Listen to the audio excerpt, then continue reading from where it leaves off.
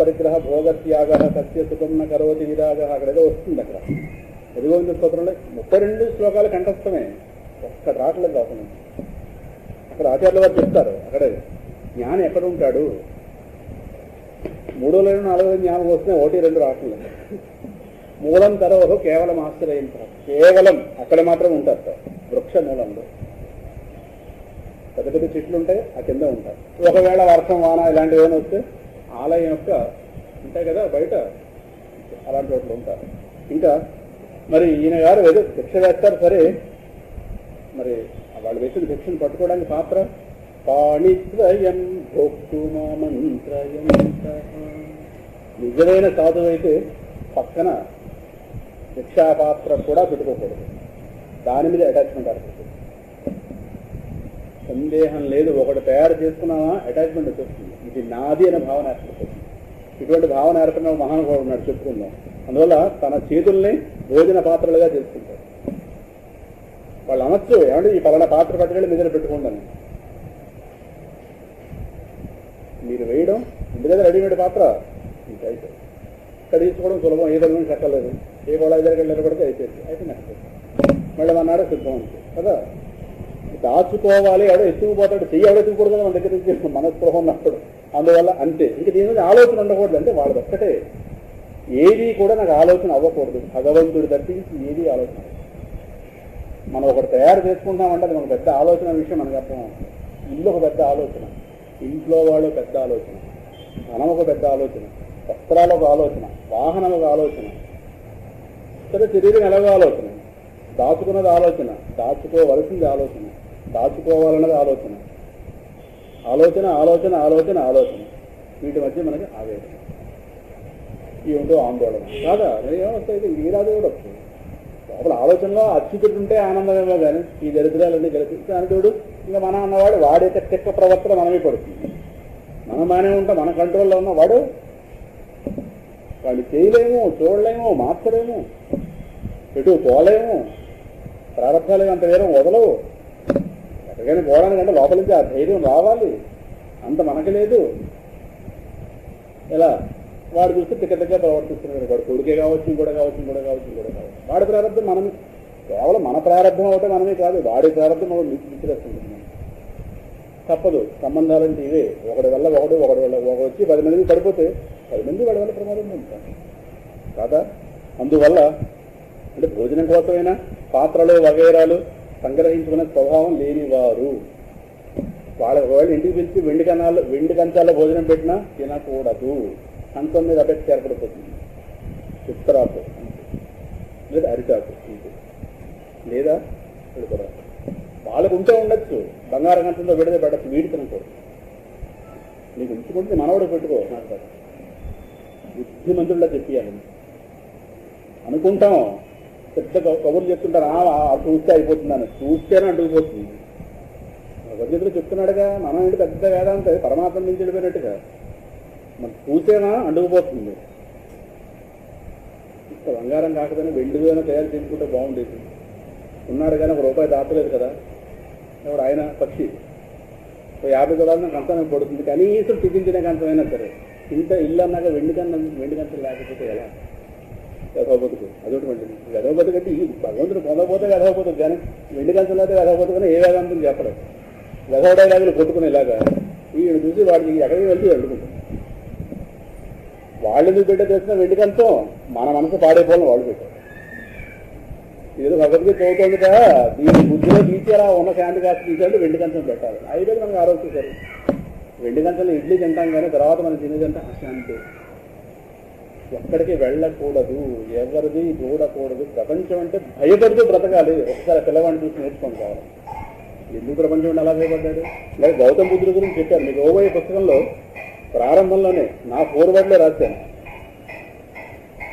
భక్త ప్రహ్లాదుడి యొక్క భక్తి విశేషాల్లో రాశాను.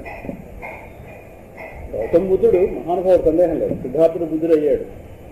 అయితే ఆయన గారు కొంతకాలం కొంత వయసు వచ్చిన తర్వాత కొంత దాంపత్య సుఖం అనుభవించాడు. ఒక పిల్లలు కూడా పుట్టాడు రాహుల్. కొన్ని భోగాలు అనుభవించాడు. తర్వాత మహావైరాగ్యం వచ్చింది, వెంట పెట్టింది. ఓకే, అదృష్టవంతుడు, ధన్యుడు. కానీ ఆయన గారు ఎంత త్యజించినా ఇహలోక సుఖాలే, ఈ లోకానికి సంబంధించిన సుఖాలే త్యజించాడు కదా, పరలోక సుఖాలు లేవు. పరలోక సుఖాలు అంటే స్వర్గాది లోక సుఖాలు. ఇప్పుడు ఈ పిల్లవాడు పుట్టుకతో రాక్షసుడు, వీళ్ళ నాన్న సంపాదించినవి పరలోక సుఖాలు కూడా. త్రిలోక సుఖాలనే వాళ్ళ నాన్న సంపాదించాడు. ఇంద్రుడి దగ్గర ఉండేటువంటి భోగాలన్నీ కూడా చిరంజీవి ముందు ఇలా పరుచుకుని ఉన్నాయి భోగాన్ని సిద్ధంగా. అందులో చిన్నపిల్లవాడు ఎదురుకుండా అక్కడ ఉంటే ఏదో 20-25 వయసు వచ్చిన తర్వాత కొంత అనుభవించి తర్వాత త్యాగం చేసినటువంటి బుద్ధుడు మహా విరాగ అయితే, రాక్షస స్వభావంతో పుట్టినటువంటి 5 ఏళ్ల పిల్లవాడు స్వర్గలోక సుఖాలను కూడా, భూలోక సుఖాలు కూడా ఎలాగో ఉన్నాయి వెంపులేటది, స్వర్గలోక సుఖాలను కూడా కనీసం మనస్సుతో ముట్టుకోకుండా అప్పుడు కూడా విష్ణు స్మరణ చేశాడంటే, మరి ఈయన మహావిరాగ అయితే ఆ మహానుభావుడు ఎన్ని కోట్ల రెట్ల మహావిరాగో అని ఒక మాట అక్కడ చెప్పాను. ప్రహ్లాదుడు ఎంత గొప్పవాడంటే, మన అరచేతిలో ఇమ్మడనంత సముద్రం అంత గొప్పవాడు నాకు. చాలా మంచి భావాలు వచ్చాయి. సముద్రం మన అరచేతిలో ఇముడుతుందా? ఇముడుతుందా? నా చెయ్యి ఎంత పెద్దైనా సముద్రం, అరచేతిలో ఇమ్మడనంత సముద్రం అంత గొప్పవాడు ప్రహ్లాదుని కాదు. లోపల భావం వచ్చింది అలా. అంటే ప్రహ్లాదుని అర్థం చేసుకోవడం మన తరం కాదు, తరం కాదు, తరం. 5 ఏళ్ల పిల్లవాడు ఇన్ని ఊర్ధ్వలోక సుఖాలను కూడా ఒక తన్ని వీటిని కాదని భగవంతుడే కావాలని నిలబడ్డాడంటే మరి ఎంత మహావిరాగదు.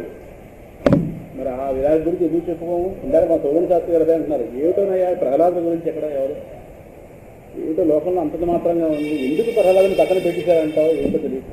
అందుకే మాస్టర్ యాతన పడుతున్నానండి ప్రహ్లాదు కోసం.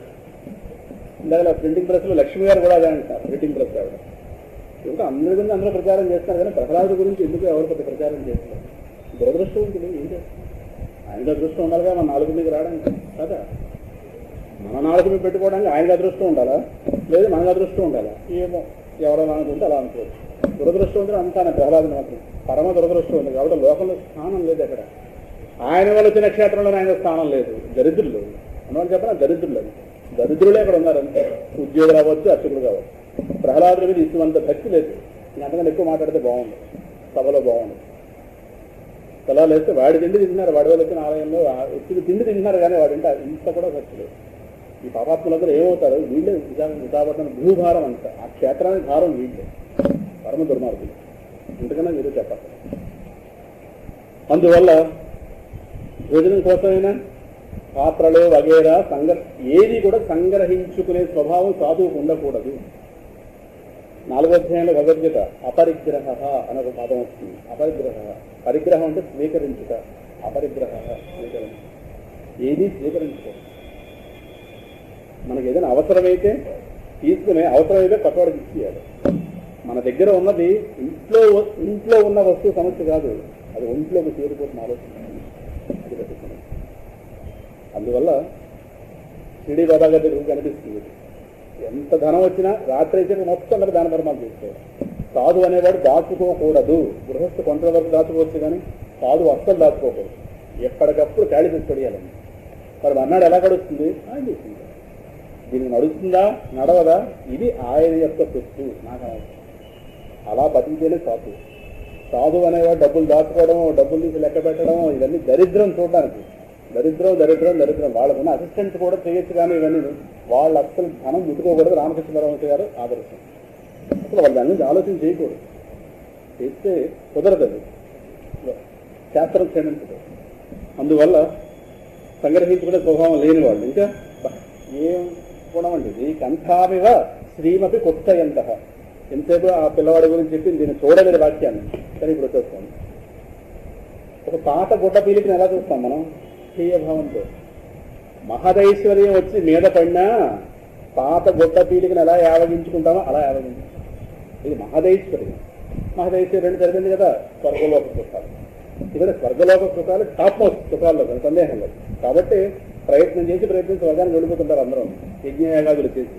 ఎందుకంటే చాలా ఉన్నత సుఖాలు అవన్నీ, ఉన్నత సుఖాలే కానీ నిజమైన సుఖాలు కాదు.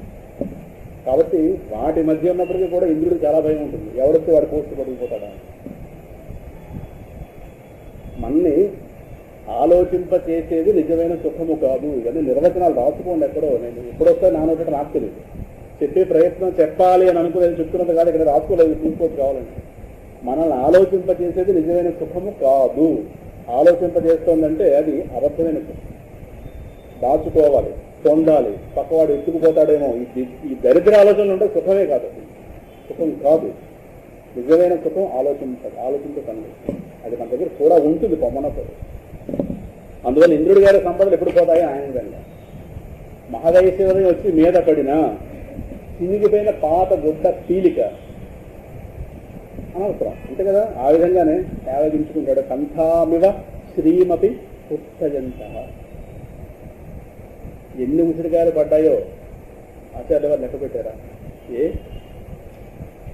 ఓ 4 నదులు పెట్టుకుంటే ప్రయాణ ఖర్చులకు ఉంటాయి కదా అని ఆలోచించుకోవచ్చుగా. కురిపించినవాడు ఆయనగా. తర్వాత ఎప్పుడైనా ఎస్ఎంఎస్ పెట్టాడు మహానుభావుడు, వీడికి ఏం తల్లి ఎందుకు వస్తున్నావు, ఏంటి సంగతి, ఎన్ని దూర్లు పోయి కాలవల్లోకి చెట్లలోకి వెళ్ళిపోయి ఎవడెందుకు ఎత్తుకుపోయాడు. ఆచార్య వారు లెక్క పెట్టారా? అమ్మ యొక్క అనుగ్రహం అడిగారు కానీ అమ్మని సంపద ఆవిడ కోసం అడిగారు. దరిద్ర బ్రాహ్మణి కోసం సంపద అడిగారు, తన కోసం అమ్మాని అనుగ్రహం చూపింది. సంపద ఎందుకు అడగలేదు? అనుగ్రహమే నిజమైన సంపదని తెలిసిన ఆచార్యులు కదా. ఏం చేసుకుంటాడు ధనాన్ని? అంటే దేహమే భారమని అర్థమైన వాడికి అర్థమవుతుంది స్తోత్రం. అది అర్థం కాని వాడికి ప్రపంచమే పిచ్చి పరిగెత్తుకుంటుంది కూడా. అందువల్ల ఈ గ్రంథం ప్రారంభంలో చెప్పేది కాదు, ఇది almost end of the subject, end of the syllabus. భౌతిక పంచకం ఎండ్ ఆఫ్ ది సిలబస్. ఎన్నో గ్రంథాలు చెప్పుకుంటూ వస్తే వస్తే వస్తే వాటి యొక్క పునాది ఆధారంగా ఉండగా ఈ స్తోత్రం మాత్రం కాదు. అప్పుడే వచ్చి కూర్చున్నవాడు కౌబీన పంచకం చెప్తే చెప్పినవాడు కౌబీనం గడేస్తాడు సందేహంగా. ఎందుకంటే వాడికి ఎలా ఉంటుంది, ప్రపంచ పిచ్చి వదలదు. మనం ఎంతో వినున్న వాళ్ళం కనుక కనీసం మాట లోపలికి వెళుతోంది, తర్వాత ఏదో అవుతుంది మొత్తం మీద. అందువల్ల కంఠామివ శ్రీమతి కుత్సయంత. రండి, మూలం తరోహో కేవలం ఆశ్రయంత. చాలా గొప్ప వాటి. చెట్ల కింద మహాత్ములు ఎక్కువ ఉంటారు. కారణం, చెట్టు మనకి జ్ఞానాన్ని ప్రబోధిస్తుంది. తాను ఎండలో ఉండి మనకి నేడిస్తుంది. తను ఊరంతా ఎండ పడుతుంటుంది, దానికి తన కింద ఉన్నవాడు మాత్రం ఎప్పుడూ ఎండనెగతుంది, నీడనే ఇస్తుంది. అనేక రకాల ప్రయోజనాలు తీరుస్తుంది మానవాళికి చెట్టు. ఆ విధంగా మహాత్ములైనటువంటి వాళ్ళు ఎప్పుడు కూడా మానవాళి యొక్క శ్రేయస్సు కోసం ప్రవర్తిస్తారు. భగవాన్ రమణుల జీవితంలో చూస్తే తెలుస్తుంది. ఇంకొక ఈ గంటల్లో ఆయన ప్రాణం పోతుందనగా దర్శనాలు కాస్త ఆపేశారు. భగవాన్కి ఇబ్బంది అవుతుందేమో. అప్పుడు మధ్యకు పడిపోతుంది సూర్య నాగమ్మ. ఈయన గమనించారు. అప్పటికే వచ్చిన భక్తులకు దర్శనం ఇవ్వడానికి ఉపయోగపడిన దేహానికి మధ్యకి ఎందుకు అన్నారు. ఈ దేహానికి మధ్యకి ఎందుకు నాగమ్మ? ఆవిడకి అర్థమైపోయింది. వెంటనే దర్శనం ఇవ్వండి ఊరించారు. ఆఖరి క్షణం దాకా భక్తుల కోసమే. ఇదే మాట ప్రహ్లాదుడు అంటాడు, పిల్లడు పక్కన పెట్టడం చాలా హైజెక్ చేసేస్తున్నారు టైంని. అందువల్ల ఇదే మాట శంకర భగవత్పాల వారి జీవితంలో నిరంతరం బోధ ప్రాయేణ దేవ స్వవిముక్తి అంటాడు ప్రహ్లాదుడు. అంటే నిరంతరం కూడా భర్తృహరి సుభాషితాల్లో వస్తుంది. జ్ఞానంలో ఉన్నవాడు అజ్ఞానంలో కొట్టుకుంటున్న వాళ్ళని చూసి ఎలా రావాలని తరించలేడు. ఇదే ఆలోచన. ఒక గృహస్థికి ఎలాగైతే తనకు పుట్టిన 3 పిల్లలను ఉద్ధరించడమే ఆయన ఎలా ఆలోచన, బ్రహ్మజ్ఞానం పొందిన వాడికి ఈ అజ్ఞానపు మందని ఎలా బయటకు లాగాల్సి అన్నదే ఆలోచన. ఎవరి దగ్గరికి వస్తే వాడికి ఏదో ఒక వాక్యం చెప్పి వాళ్ళు లేవదీస్తారు. అందరూ వాడికి ఏదో పరమాచార్య కూడా అదే. చివరిలో ఆయనకి ఒకరోజు జ్వరంగా ఉంటే దర్శనాలు కాస్త ఆపిస్తారు. ఆపిస్తే ఎప్పుడు ఎవరో ఒక ఆవిడ పైన తన ఇబ్బంది చెప్పుకోవడానికి నిజమైన ఆసక్తి వచ్చింది. కానీ లోపలికి వెళ్ళకుండా ఈ సెక్రటరీ వీళ్ళందరూ ఆపిస్తారు. వాళ్ళ గురువు గారికి అనారోగ్యంగా అది అని ఈ లోపలికి వెళ్ళి వీళ్ళని మాట్లాడుతున్నారు. వీడిదే మాట్లాడబోయాడు. సెక్రటరీ ఏదో విషయం మాట్లాడబోయాడు. ఈయన సర్వజ్ఞుడు కదా, మరి పైన ఎవరితో ఒక ఆవిడ నిలబెట్టించాక ఆవిడతో మాట్లాడడానికి పనికిరాని ఈ దేహం మీతో మాట్లాడడానికి పనికి వస్తుందా?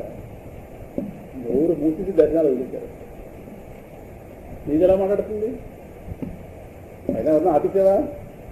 దీనికైనా తెలుస్తుంది సర్వజ్ఞుడు. ఇంకో సర్వజ్ఞుడు. వాళ్ళు సర్వజ్ఞుడు అని చెప్పరు చేస్తున్నారు. ఆవిడతో మాట్లాడడానికి ఈ దేహం పనికిరాదా? నీతో మాట్లాడడం పనికి వస్తుందా? ఎలా పనికి వస్తుంది? మహాస్వామి అర్థమైపోయింది. అందుకే ఆయన మహాస్వామి అంటారు. ఆయన మిగతా వాళ్ళందరూ స్వాములే, ఆయన మహాస్వామి. కాంచి మహాస్వామి అంటే పరమాచార్య. పరమాచార్య అంటే మహాస్వామి, మహాస్వామి అంటే పరమాచార్య. నడిచే దైవము ఆయన పేరు కూడా ఉంది. నడిచే దేవుడు, నడిచే దైవం. అందువల్ల చెట్ల మూలల బుద్ధుడు కూడా ఎక్కువగా చెట్ల మూలంలో ఉండేవాడు. ఆయన ఎప్పుడు కూడా ఆయన బోధలు ఎక్కువ చెట్ల కింద నడిచేది. బోధి వృక్ష కింద మహానుభావుడు రియలైజేషన్ పొందాడు. వృక్షం చూడొచ్చు. బుద్ధగయ, గయకి దగ్గరలో 6 కిలోమీటర్ల దూరంలో ఉంది బుద్ధగయ. 4 ప్రదేశాలు బుద్ధుడికి సంబంధించినవి.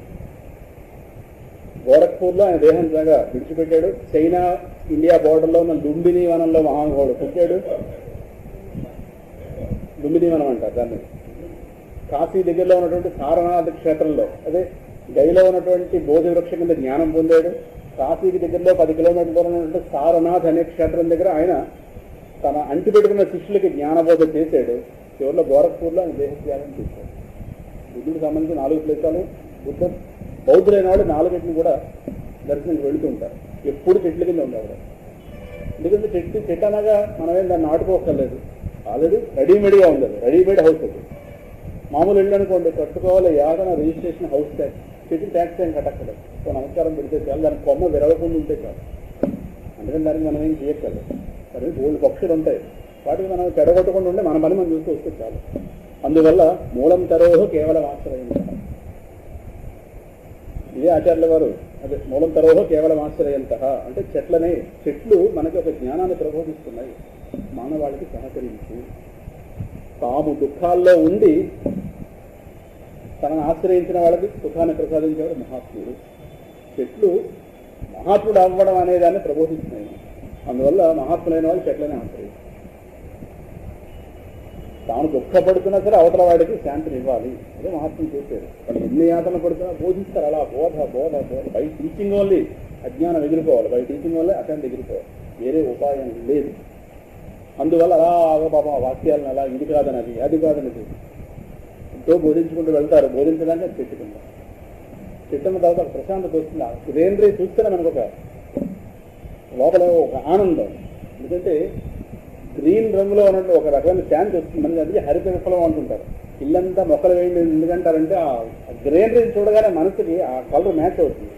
ఏదో అశాంతిగా ఏదో ఉంటాం ఒక్కసారి ఆ మొక్కల పక్క చూస్తే మనకి ఏదో. అందువల్ల మొక్కలు పాతుకోండి ఇంటి చుట్టూ అని. సరే అపార్ట్మెంట్లో ఇంకా భాగ్యమే లేదు. అందువల్ల ఏది కాదు ఒక తోటకు వెళ్ళి అక్కడ చూస్తే చక్కటి వాతావరణం. అంటే చూడడంలోనే ఒక మనిషికి ఒక ప్రశాంతత తీసుకొచ్చింది గ్రీనరీ. అటువంటిది ఒక వృక్షం కింద మహానుభావుడు కూర్చుని జ్ఞానబోధ చేస్తుంటాడైనా ఇంకా చేతులే. అందువల్ల దేన్ని అంటే ఇతరమైన దేనిని, తన దేహానికి వేరుగా ఉన్న దేనిని తన సొత్తుగా తీసుకునే ఆలోచన తనకి ఉండదు. చాలా గొప్ప వాక్యం. తన దేహం కన్నా వేరుగా ఉన్న దేనిని కూడా ఇది నాకు వస్తే బాగుండున ఆలోచన ఉంటే వాడు యతీశ్వరుడు కాదు. ఏది తన సొంతం చేసుకోడు. సొంతం చేసే ప్రయత్నం చేసినా దాని దగ్గర ఉంటుంది. నిద్రలోకి వెళుతున్నప్పుడు మనకి ప్రపంచం ఎంత భారంగా ఉంటుందో, ఇంకా మరుక్షణంలో గాఢ నిద్రలో అడుగు పెట్టబోతున్నటువంటి ఆ తరుణంలో ఆ జాయింట్లో మెలకువకి సుషుప్తికి ఆ జాయింట్లో ఇక్కడి నుంచి అక్కడికి పాదం మోపుతున్నాం. అవస్థ మారుతున్న సమయంలో కనుక మళ్ళీ మెలకువ సంబంధించిన వాడు వెనక్కి లాగితే ఎలా ఉంటుంది, వాడికి ఎలా ఉంటుంది. ఎందుకనే మీకు బోధపరిస్తారు. మన దగ్గర తీసుకొచ్చి చెప్పాలి కదా. ఇది నేను రాసిన పుస్తకంలో రాశాను. ఒక పరమశాంతిలో ఉన్నటువంటి మంచి నిద్రలోంచి మనల్ని ఇంట్లో వాళ్ళు నిద్ర లేపితే ఎలా ఉంటుంది. సతాయించి జన్మభూమి ఎక్స్ప్రెస్కి వెళ్ళాలి. లే లే లే లే లే వాడిని రుద్రభూమి పంపించేద్దామని చూస్తాం. మనం జన్మభూమి వెళ్ళగలం కాదు. ఇది ఎలా చంపించి పొడి చేద్దామని ఏంటని అంటే అంత నిద్రలోంచి కరెక్ట్గా జన్మభూమికి వెళ్ళాలి మనం లేపని చెప్తాం. సరే కాదంటలేదు. ఎంత సతాయింపుతో అప్పటిదాకా మన ప్రపంచం కనెక్షన్ లేదు, అప్పటిదాకా దేహం కనెక్షన్ లేదు, ఎక్కడో ఆనందంలో విహరిస్తున్నాం. అక్కడున్న ఒక్కసారి మనకి ఈ దేహం ప్రపంచం వచ్చి అటాచ్ అయితే ఎలా ఫీలింగ్తో ఉంటాం. అదే ఫీలింగ్తో రోజంతా ఉంటాడు ప్రపంచం. ఎందుకన్నా చెప్పడానికి మనం ఆ సమయంలో ఉంటాం. తర్వాత సరే మనం ప్రపంచాలను ఇంకొకసారి మళ్ళీ వెనుకలోకి వచ్చిన తర్వాత పులి ఇంక ఆగుతామండి. మళ్ళీ మోహాలన్నీ విజృంభించాయి. ఆ క్షణం ఎలా ఉంటాం. అదే వైరాగ్యం పాయింట్ అంతే. వైరాగ్యం అర్థం అవ్వాలంటే అదే సరైన అది రాశాను. నా ప్రహ్లాద హృదయం అనే టాపిక్లో 32 పాయింట్లు రాశాను. 32 పాయింట్లో ఒక పాయింట్ రాశాను. ఎలాగైతే ఆ సమయంలో ప్రపంచం నీకు ఎంత భారంగా ఉంటుందో, దేహం ఎంత భారంగా ఉంటుంది. ఇంట్లో వాళ్ళు శత్రువులు ఎలా కనిపిస్తారు ఆ క్షణంలో. కనిపించరా మొహమాట మీరు చెప్పట్లేదు కానీ మీకు మంది లేదు కదండి. మీకు ఉన్నాయి కాబట్టి చెప్తాం. లేదు మీకు చెప్తాం. అందరికీ ఒకటే సమస్య. శత్రువుని కనిపించరు. ఎవరైనా శత్రువే ఆ సమయంలో. ఈడ ఒకటి పీక్కు తినేస్తాడు. మళ్ళీ లేకపోతే మళ్ళీ వెనకలాగి లే లే లే అంటే వాళ్ళు వేసిపోయి ఊరికి ముందు మనం లేపడానికి వాడకూడదు. నేను ఒకరైనా మెలుకులో హింస పొందా, నువ్వు మెలుకులోకి రా, నువ్వు మెలుకులో ఇద్దరు కలిపి హింస పొందుదాం. ఏదైనా ఇద్దరం కలిపి ధర్మేచ కామేచ అర్థేచ హింసేచ నాటి జరామి హింసలో కూడా నేను దాడి వెళ్ళను కదా నేను. లే లే ఇడ్లీ పెట్టు, దిక్కుమాల ఇడ్లీ పెట్టు, లే లే లే ఎంతేస్తున్నావురా నువ్వెక్కడ పట్టక నిద్ర పట్టింది 3 దాకా నిద్ర లేదా అటు తిరిగాను బుర్ర పెట్టి చంపించాలి కదా. ఏదో అదృష్టం బాగుండి నిద్ర వచ్చింది.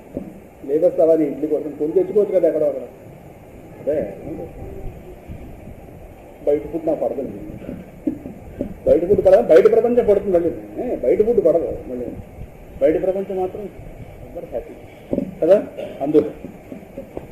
అందువల్ల ఆ దశలో ఎలా ఉంటామో రోజంతా అదే దశలో ఉండేవాడు సాధకుడు.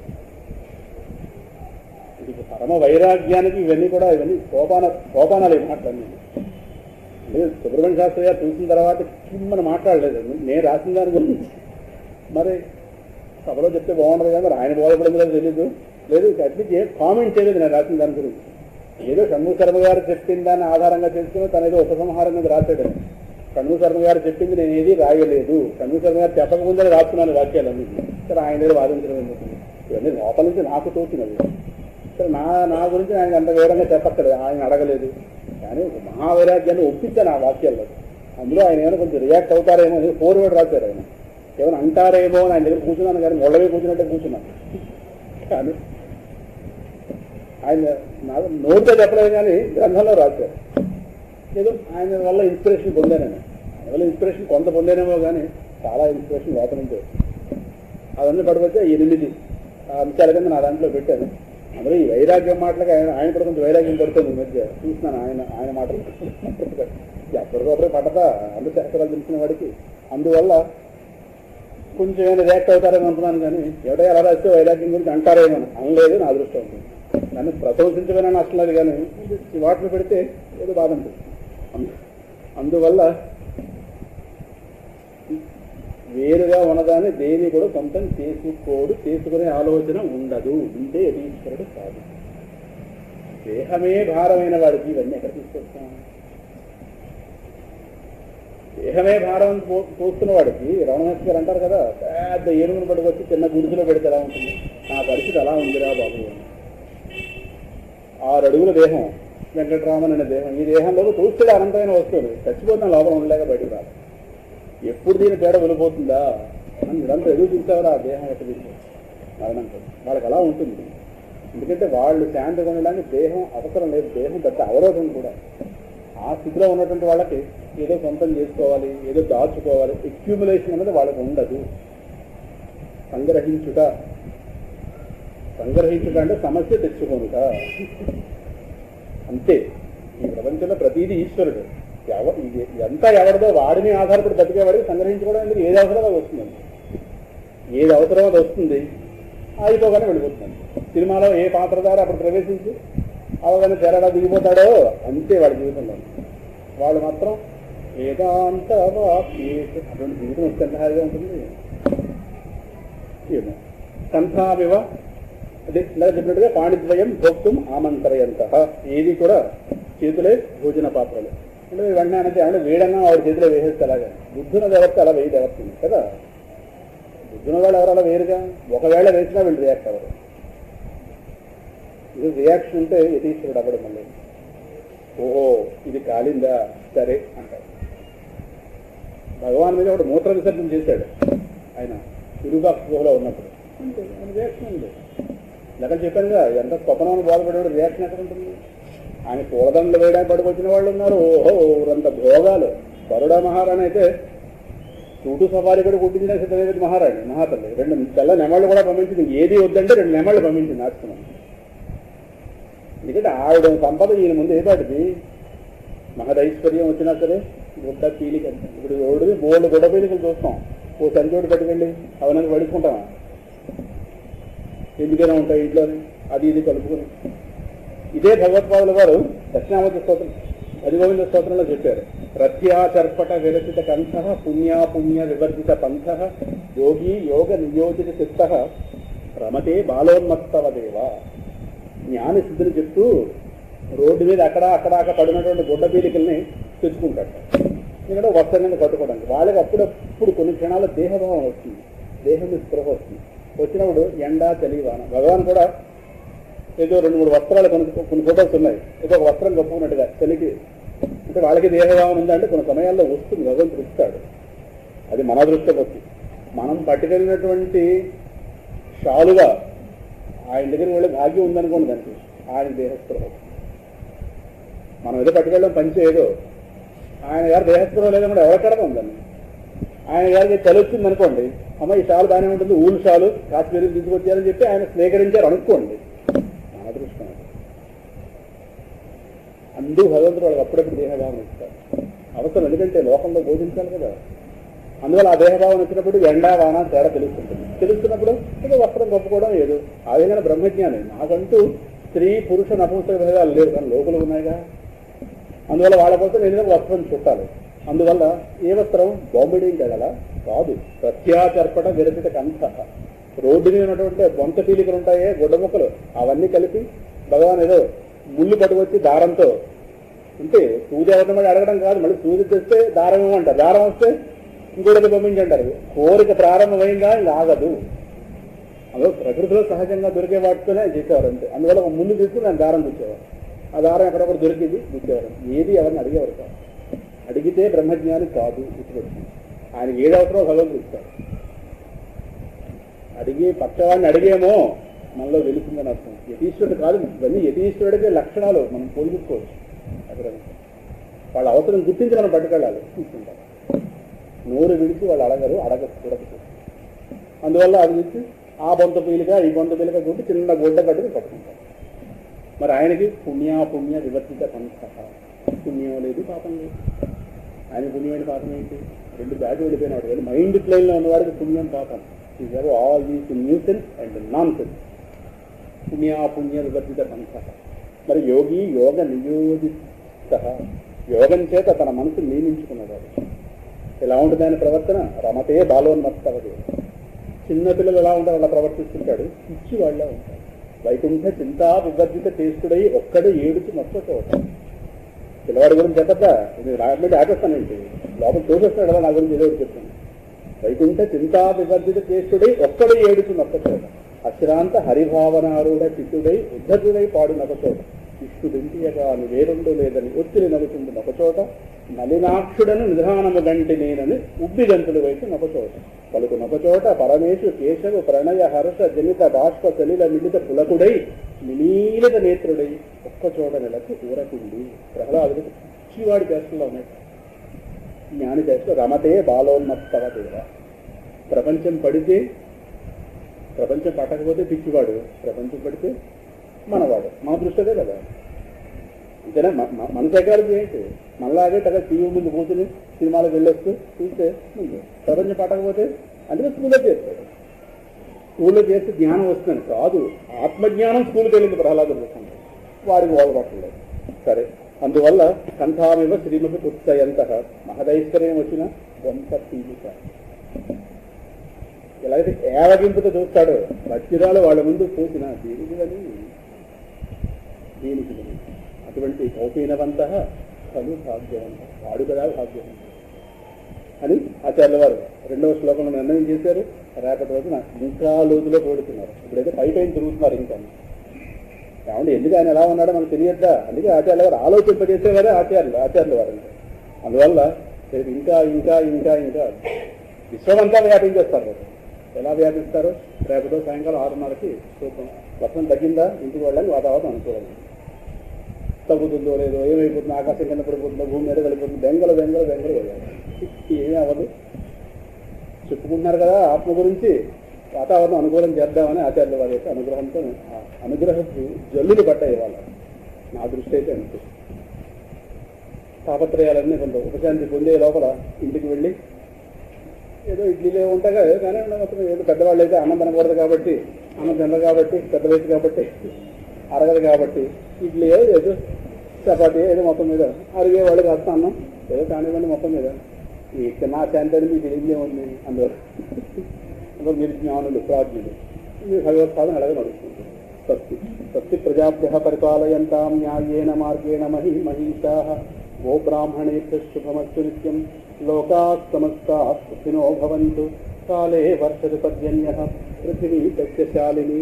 దేశోయం శోభరహితో బ్రాహ్మణాः సంతు నిర్భయాः ఉమాకాంతాయ కాంతాయ కామితార్థప్రదాయినే శ్రీ గిరీశాయ దేవాయ మల్లినాథాయ మంగళం సుందరాయ శుభాంగాయ మంగళాయ మహోజసే సింహశైల నివాసాయ శ్రీ నృసింహాయ మంగళం ప్రహ్లాదపాలదేవాయ ప్రాణరక్షణకారిణే జగత్కారణనాథాయ శ్రీ నృసింహాయ మంగళం సర్వం శ్రీ శ్రీ శ్రీవరాహలక్ష్మి నృసింహస్వామి దివ్య శ్రీ చరణారవిందార్పణమస్తు.